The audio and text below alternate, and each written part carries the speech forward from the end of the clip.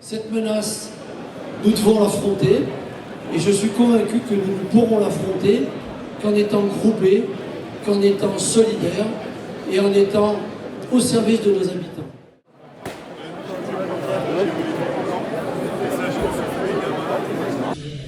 De journalistes présents sur le territoire et par ailleurs.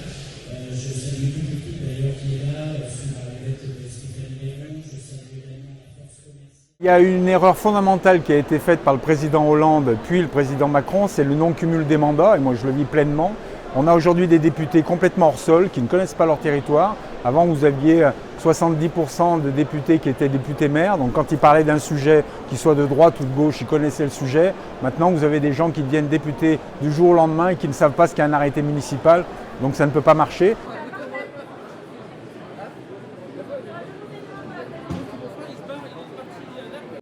Alors, le budget n'est pas encore voté, il n'est pas encore adopté, le travail législatif doit s'effectuer. J'imagine qu'il va y avoir des inflexions, mais on a déjà calculé, oui, ce que pourrait être, à la faveur des quelques indications qui nous sont fournies, l'impact pour nos propres collectivités, pour la métropole, pour les plus petites villes, pour les petites communes, et de mesurer assez précisément ce que nous devrions faire.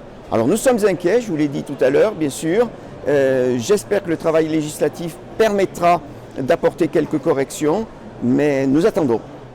Moi, je suis maire d'une petite commune, on n'a que 648 habitants sur Malval.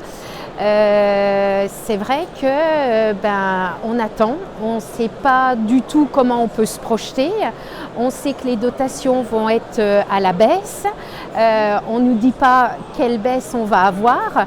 Donc même quand vous prévoyez des investissements, vous êtes plutôt sur la réserve en espérant qu'on aura bientôt des informations plus concrètes pour qu'on puisse justement avoir une plus grande lisibilité.